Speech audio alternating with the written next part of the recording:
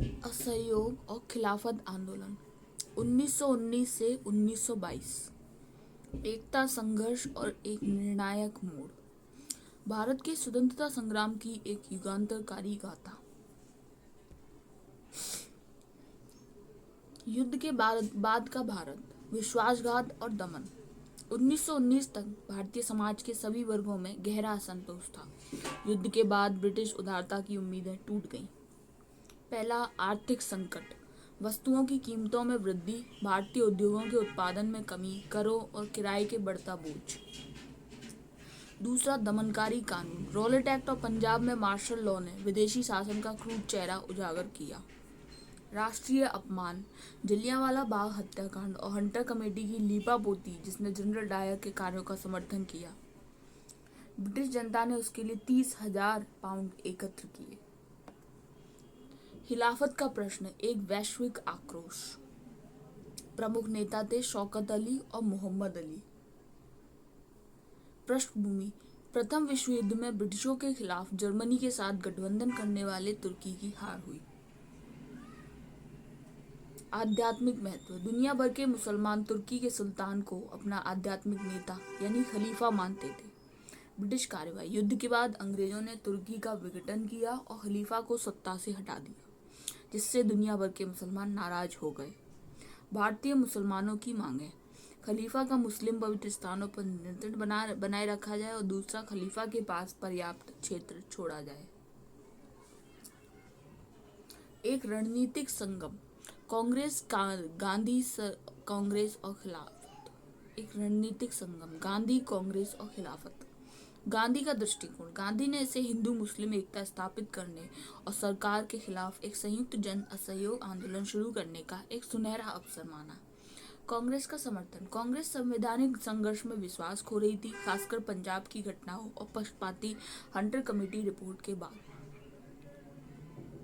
तो संयुक्त जन आंदोलन बना। युद्ध पश्चात असंतोष से और खिलाफत का प्रश्न इन दोनों से मिल गए। नागपुर अधिवेशन दिसंबर 1920। असहयोग के कार्यक्रम का पूर्ण समर्थन किया गया। कांग्रेस का लक्ष्य बदला गया। संवैधानिक माध्यमों से स्वशासन की जगह शांतिपूर्ण और वैध तरीकों से स्वराज की प्राप्ति को लक्ष्य बनाया गया। असहयोग का कार्यक्रम। बहिष्कार और स्वदेशी। बहिष्कार किया। सरकारी स्कूलों, कॉलेज, कानूनी अदालतें, विधान परिषदों, विदेशी कपड़े, सरकारी सम्मान और उपाधियां त्यागना।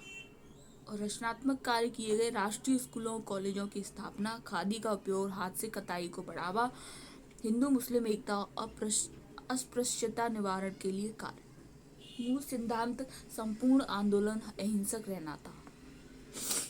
अभूतपूर्व जन उभार। पूरे देश में आंदोलन का प्रसार। शिक्षा और कानून। हजारों छात्रों ने सरकारी स्कूल छोड़े और लगभग 800 राष्ट्रीय स्कूल खुले। मोतीलाल नेहरू, सी.आर. दास, वल्लभ भाई पटेल जैसे प्रमुख वकीलों ने प्रैक्टिस छोड़ दी। स्थानीय संघर्ष। आंदोलन ने अवध किसान आंदोलन, यूपी एका आंदोलन यूपी और मालाबार में मपिल्ला विद्रोह जैसे स्थानीय संघर्षों को भी प्रेरित किया। आर्थिक प्रभाव। विदेशी कपड़ों का आयात आधा हो गया। तिलक स्वराज फंड में लक्ष्य से अधिक 1 करोड़ रुपए एकत्र हुए। आंदोलन के चेहरे। समाज के हर वर्ग की भागीदारी। महिलाएं बड़ी संख्या में शामिल हुईं, पर्दा त्यागा, धरनों में भाग लिया और तिलक फंड के लिए अपने गहने दान किए। छात्र आंदोलन के सक्रिय स्वयं सेवक बने। किसान भागीदारी बहुत बड़ी थी। उन्होंने इसे ब्रिटिशों के साथ साथ भारतीय जमींदारों और व्यापारियों के खिलाफ अपनी भावनाओं को व्यक्त करने का अवसर माना। मध्यम वर्ग और व्यापारी। शुरुआत में नेतृत्व किया, लेकिन बाद में कुछ वर्गों में उत्साह कम हुआ। स्वदेशी से व्यापारियों को लाभ हुआ। एकता का शिखर। अभूतपूर्व हिंदू मुस्लिम सौहार्द। एकता के प्रमाण। मुसलमानों की भारी भागीदारी जो भविष्य में फिर कभी नहीं देखी गई। कई स्थानों पर गिरफ्तार किए गए लोगों में 2/3 मुसलमान थे। गांधी जी ने मस्जिदों से मुस्लिम जनता को संबोधित किया। गांधी जी को मुस्लिम महिलाओं की बैठकों को संबोधित करने की भी अनुमति दी गई थी, जिसमें वे एकमात्र पुरुष थे जिनकी आंखों पर पट्टी नहीं बंधी थी। चौरी चौरा 5 फरवरी 1922। चौरी चौरा गोरखपुर जिला। गुस्साई भीड़ पर पुलिस ने गोली चला दी। जवाबी कार्रवाई में उत्तेजित भीड़ ने पुलिस स्टेशन में आग लगा दी, जिसमें 22 पुलिसकर्मी मारे गए। गांधी का निर्णय। आंदोलन के हिंसक होने से व्यथित गांधी ने तत्काल इसे वापस लेने की घोषणा की।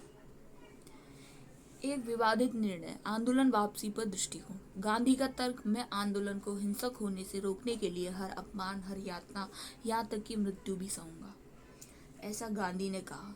यंग इंडिया 16 फरवरी 1922 को ये छपा। उनका मानना था कि लोग अभी तक अहिंसा को नहीं समझे थे और हिंसा सरकार को क्रूर दमन का बहाना दे देगी।